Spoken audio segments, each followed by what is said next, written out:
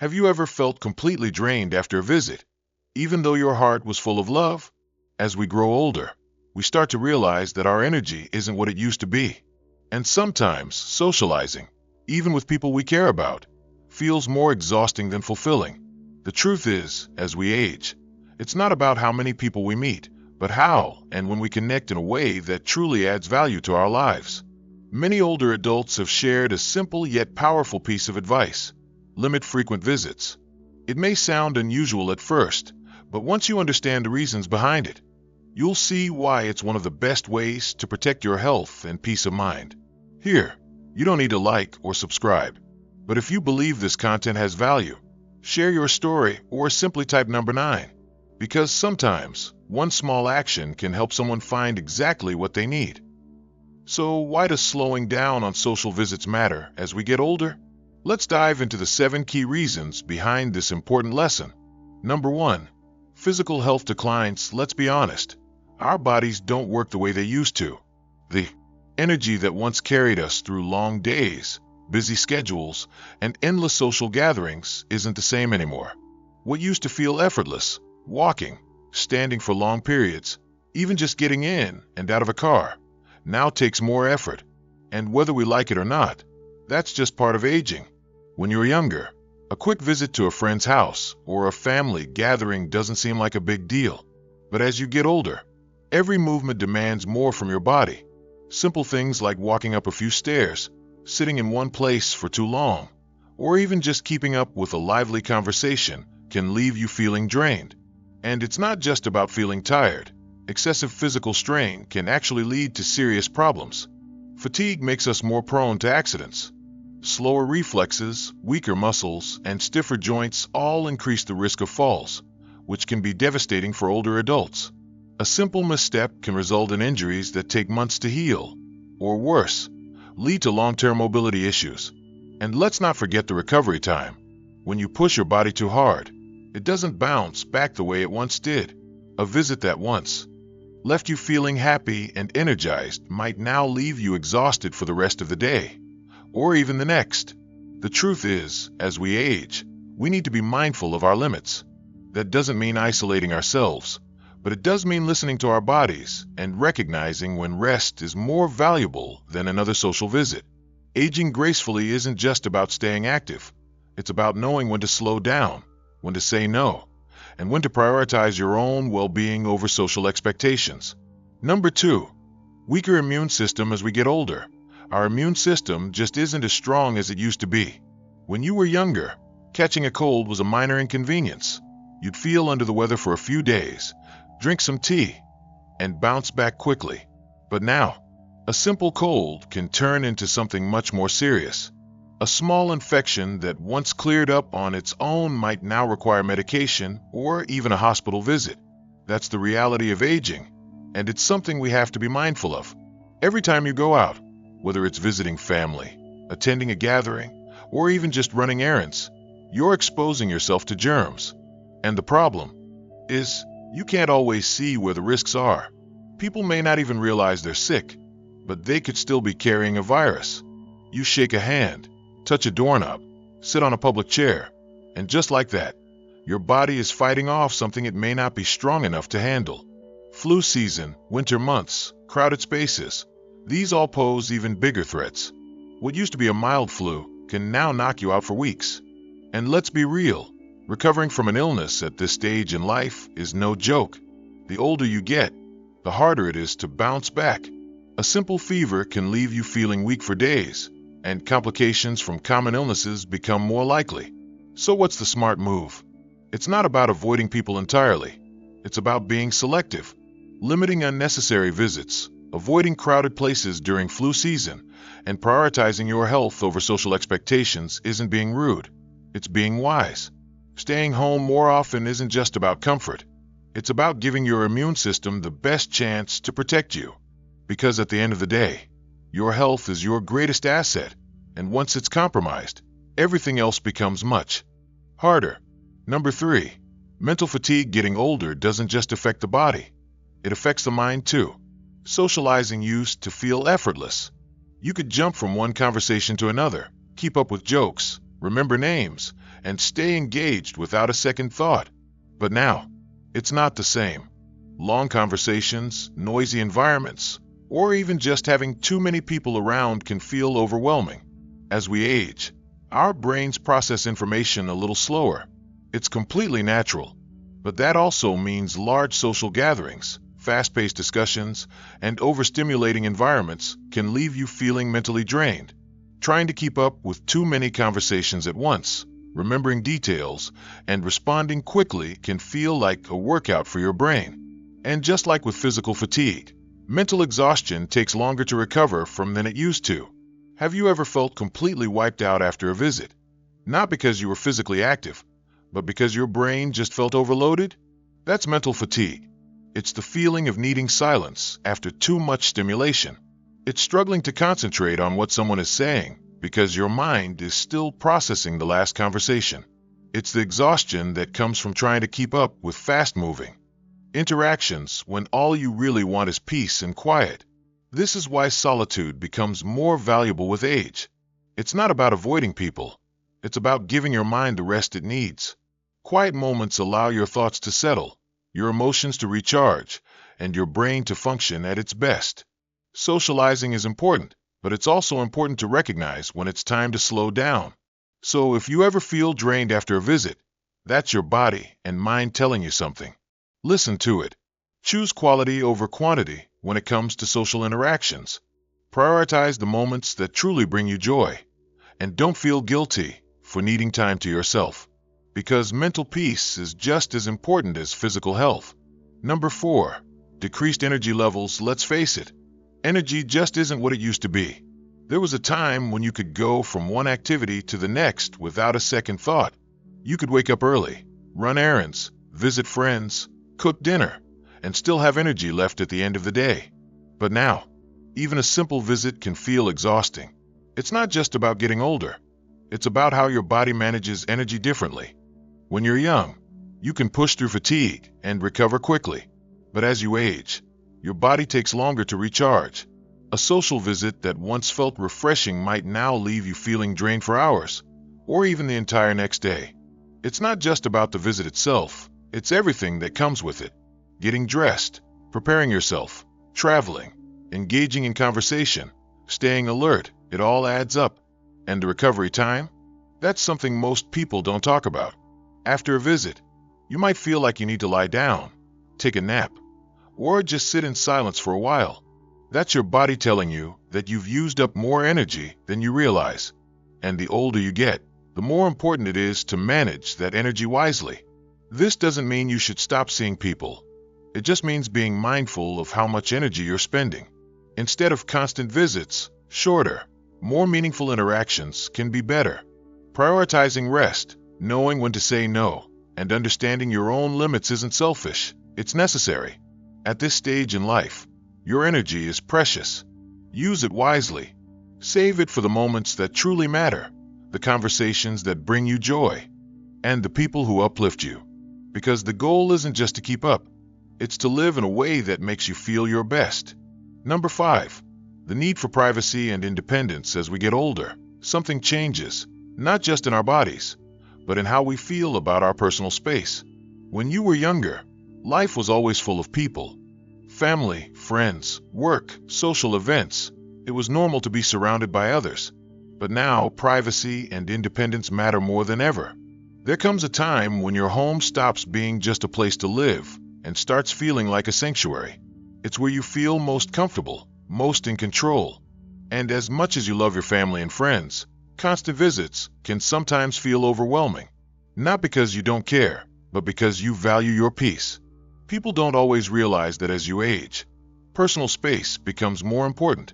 Frequent or unplanned visits can disrupt your routine, make you feel like you have to entertain, or even make you feel like you're losing control over your own time. It's not about pushing people away. It's about maintaining the freedom to live life on your own terms. And let's be honest, independence doesn't just mean doing things for yourself. It means having the right to decide how and when you interact with others. Just because you're older doesn't mean you need to be available all the time. You've spent years taking care of others, managing responsibilities, and being there for everyone. Now, it's okay to prioritize yourself. The truth is, maintaining a sense of privacy and independence isn't selfish, it's necessary. You don't have to accept every invitation or welcome every visitor just because it's expected. Setting boundaries, choosing quality over quantity in your interactions, and embracing your own space is part of aging with dignity. So if you ever feel like you need more time for yourself, don't feel guilty. Your peace, your home, and your independence are worth protecting, and the people who truly care about you will understand that. Number 6. Stress in relationships. Let's be real. Social visits are supposed to be enjoyable, but sometimes they create more stress than comfort. Have you ever felt pressured to entertain guests when you just wanted a quiet day? Or maybe you've had visitors stay longer than expected, leaving you exhausted instead of refreshed? The truth is, as we age, managing relationships can become more complicated than before. Frequent or unplanned visits can feel like obligations rather than moments of joy. Even with family, too many social interactions can be overwhelming. You might feel like you have to say yes every time someone wants to visit, even when you're not up for it. And if you say no, you risk making others feel offended or guilty, which only adds to the emotional burden. And let's talk about family dynamics, because as much as we love them, they can sometimes bring unexpected stress. Younger family members may not always understand your need for rest. They might expect you to be as engaged and energetic as before, without realizing that socializing drains you differently now. On the other hand, some family members may visit out of obligation rather than genuine desire, which can create a sense of discomfort rather than connection. Relationships, no matter how strong, require balance. Too many visits can lead to frustration, while too few can cause loneliness. The key is quality over quantity, having meaningful, thoughtful interactions instead of constant socializing that leaves you feeling worn out. So what's the solution? Set clear boundaries. Be honest about what works for you. If visits feel too frequent or stressful, it's okay to communicate that. The people who truly care about you will understand. And if they don't, well, that's their issue to work through, not yours. At this stage in life, your peace of mind matters just as much as your relationships. Socializing should add to your happiness, not take away from it. Number 7. Quality over quantity at this stage in life. It's not about how many people you see or how often you socialize. It's about the quality of those interactions. When you were younger, being surrounded by people all the time might have felt exciting. But now, endless social visits, casual small talk, and meaningless conversations can feel more exhausting than fulfilling. Think about it. What truly makes you happy? Is it rushing from one visit to the next, constantly entertaining guests, or feeling obligated to say yes to every invitation? Or is it the deep, meaningful conversations, the quiet moments with someone who truly listens, the feeling of being understood without having to explain yourself? Many older adults come to realize that not every visit adds value. Some interactions feel forced, others feel draining, and some are just out of habit rather than genuine connection. The truth is, as you age, your time and energy become more precious. Why waste them on interactions that don't truly fulfill you? This doesn't mean cutting people off. It means being intentional about who you spend time with and how. A single heartfelt conversation with someone who genuinely cares is worth more than 10 visits filled with empty chatter. A peaceful afternoon spent reading, reflecting, or simply enjoying your own company can sometimes bring more joy than a crowded gathering. So if you ever feel guilty for turning down an invitation or choosing solitude over socializing, remember this: you have the right to protect your energy. You don't need to say yes to every visit, every call, or every request for your time. Prioritize the people and experiences that bring you real joy and fulfillment. Because in the end, it's not about how many people you see. It's about how deeply you connect with the moments that truly matter. At this stage in life, it's not about how many people you see. It's about how deeply you connect with the moments that truly matter. And that's the real secret to aging well. It's not about filling your days with endless visits, but about filling your heart with meaningful moments. That's why slowing down is not a loss, it's a choice. A choice to protect your peace, to prioritize your well-being, and to focus on the relationships that bring true joy rather than stress. It's about living life on your own terms. So, don't feel guilty for saying no. Don't feel pressure to entertain when your body and mind need rest. The people who truly care about you will understand. And those who don't, well, that's their issue, not yours. Have you ever felt overwhelmed by too many visits or exhausted from social obligations? Share your thoughts in the comments, or simply type number 9 if this message resonates with you. Because sometimes, one small action can help someone find exactly what they need. Let's move on to another story. Have you ever felt that leaving the house no longer feels exciting, but instead just drains your energy? When I was younger, I loved going here and there, visiting friends, family, even stopping by the neighbor's house for a quick chat. But now, let's just say my couch and I have developed a deep and meaningful relationship. It's not that I don't love people. I truly cherish my relationships. But over time, I realized that not every visit brings joy. Some leave me smiling, while others leave me completely exhausted, wondering, is this still worth it? Today, I want to share 7 stories, moments that made me realize that saying no, thanks, I'll stay home, isn't about isolation. It's about choosing peace. And story number 2 and number 6 might just surprise you, because sometimes the smallest things change the way we see everything. So, grab a cup of tea, find a comfortable seat, and let's go on this little journey together. Who knows? By the end, you might just see why I prefer my slippers over my visiting shoes. Number 1. The endless staircase struggle. Mr. Richard, a 72-year-old man, had always enjoyed visiting friends. He valued deep conversations, the warmth of familiar company, and the small joy of catching up over coffee. But one particular visit changed everything. His old friend George had just moved into a beautiful 3-story house. From the outside, it was stunning, elegant, spacious, and filled with charm. When George invited Richard over to see it, he happily agreed, not realizing what awaited him inside. The moment he stepped in, he was met with a long, winding staircase. George, filled with excitement, clapped him on the back and said, "Come on, let me show you around." Richard, not wanting to seem rude, smiled and followed. The first few steps were manageable, but as they climbed higher, something changed. His breathing grew heavier, his legs felt stiff, and suddenly, the simple act of walking up the stairs felt like a mountain climb. He didn't want to show his discomfort, so he forced himself to keep up, even as his heart pounded in his chest.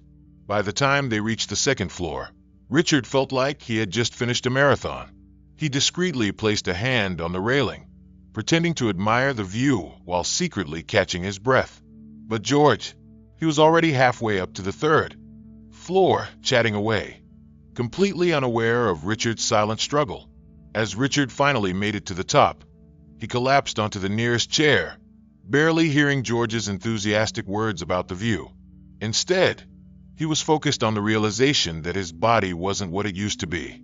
The stairs had defeated him, and it was a humbling, sobering moment. That night, as he got home and eased into his favorite chair, he made a quiet decision. No more multi-story house visits.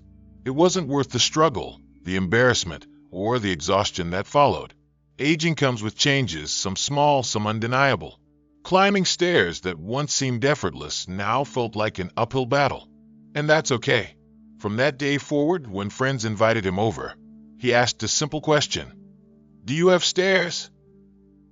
If the answer was yes, he politely declined, not out of laziness, but because he had learned to respect his body's limits. Key lesson: as we age, our bodies change, and that's nothing to be ashamed of. There is no reason to push beyond our limits just to please others. If something feels exhausting, uncomfortable, or even unsafe, it's okay to say no. Prioritizing your comfort and well-being isn't giving up. It's adapting to life in a way that allows you to truly enjoy it. Number 2. The tea that wasn't tea. Mrs. Margaret, a 74-year-old woman, had always loved the ritual of tea time. A warm cup, a quiet afternoon, and good conversation.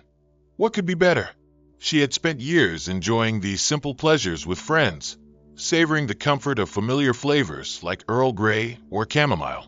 But one visit changed the way she felt about tea forever. One crisp autumn afternoon, Margaret decided to visit her old neighbor, Betty, who had recently invited her over for a special tea. Betty was known for being a kind but slightly eccentric hostess, always experimenting with new things. Margaret, expecting a cozy chat and a familiar cup of tea, happily accepted the invitation. As soon as she arrived, Betty ushered her into the living room with a bright smile. Sit down, sit down. I've made something wonderful for us," she beamed, disappearing into the kitchen. Margaret settled into the couch, looking forward to the soothing warmth of a perfectly brewed cup. A few moments later, Betty returned with 2 steaming mugs. Margaret picked up hers, inhaling deeply, only to immediately realize something was off. Instead of the gentle, fragrant aroma of tea, there was a strange, almost medicinal sweetness in the air. Still, not wanting to be rude, Margaret took a sip. Her taste buds instantly revolted. The liquid was thick, overly sweet, and had an odd bitterness that lingered long after she swallowed. She barely stopped herself from grimacing. "Betty, dear," she said carefully, forcing a polite smile. "This is different. What kind of tea is this?" Betty clapped her hands together excitedly.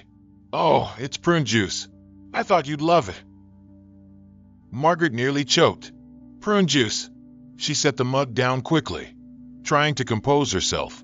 She wanted to be gracious, but in that moment, all she could think about was how desperately she wanted her familiar cup of tea instead of this strange, syrupy concoction. As she sat there, nodding along to Betty's cheerful conversation, she realized something. This was not the relaxing, comforting visit she had envisioned.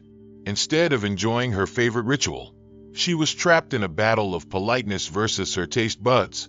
That night, as she returned home, she let out a sigh of relief. She walked straight to her kitchen, brewed herself the perfect cup of Earl Grey, and took a slow, satisfying sip. It was heaven, and that was the moment she made a quiet decision. From now on, tea time would happen on her own terms. Key lesson: visiting others can mean stepping into unexpected, sometimes uncomfortable situations. While it's nice to be polite, we shouldn't feel obligated to endure things that don't bring us joy. Sometimes the best company is our own, with a cup of tea brewed exactly the way we like it. Number 3. No more patience for meaningless gossip. Mrs. Eleanor, a 76-year-old woman, used to love the excitement of a good conversation. There was a time when sitting down with friends, sharing stories, and catching up on the latest news felt like a lively, enjoyable way to connect. But something changed over the years. One afternoon, Eleanor decided to visit an old acquaintance, Linda, whom she hadn't seen in a while. She thought it would be a chance to reminisce, to talk about life, family, and maybe even share some laughs over old memories. But the moment she sat down in Linda's living room, she sensed something was off. The conversation quickly took a turn. Instead of catching up on meaningful moments, Linda dove straight into gossip. Who gained weight? Who was having problems in their marriage? Who wasn't speaking to whom? At first, Eleanor nodded along, pretending to be interested, but she could feel her energy draining with every word. It wasn't lighthearted talk. It was judgment, negativity, and constant criticism of others. Every sentence seemed to focus on someone's mistakes, their flaws, their misfortunes. As Eleanor sat there, staring into her untouched cup of coffee, a deep realization hit her. This was not the kind of conversation she wanted to have anymore. She thought about how precious time had become. At this stage in life, every day was a gift, and she didn't want to waste another second engaging in negativity. She wanted to spend her time talking about things that mattered, about joy, about books, about memories that made her smile, about the things that still made life beautiful. So, she did something she had never done before. She cut the visit short. She stood up, politely excused herself, and walked out into the fresh air. As she breathed deeply, she felt lighter, as if she had left behind a weight she didn't even realize she had been carrying. That day, she made a quiet but powerful decision. She was done with meaningless, draining conversations. If a visit wasn't uplifting, nourishing, or at least enjoyable, she simply wouldn't stay. She had earned the right to be selective with her time and energy. Key lesson: as we grow older, our time and energy become more valuable than ever. There's no reason to spend them on negativity, on gossip, or on conversations that leave us feeling worse than when we arrived. If a conversation doesn't enrich your life, it's okay to walk away. Choose peace, choose meaningful moments, and most importantly, choose yourself. Number 4.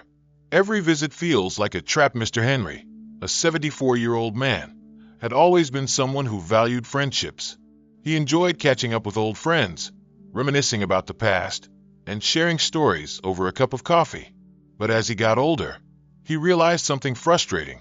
Some visits were never just a quick catch-up anymore. They felt like a trap.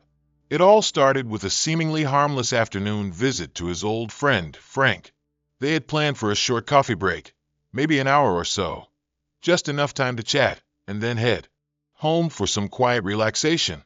But from the moment Henry walked through the door, he felt the invisible ropes tightening around him. Frank was overjoyed to see him, too overjoyed. "Oh, you can't leave just yet. Stay for lunch." Henry, being polite, agreed. After all, what was an extra hour? Then, after lunch came dessert. "Let's sit outside for a bit," Frank suggested. The sun was already dipping in the sky, and Henry was feeling restless. He had other plans, maybe a nap, maybe reading his book, but he didn't know how to excuse himself without seeming rude.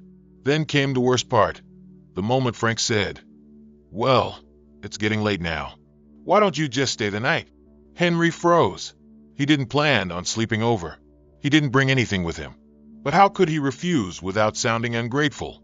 And so, one small yes led to another, and before he knew it, he was trapped in a visit that lasted an entire weekend.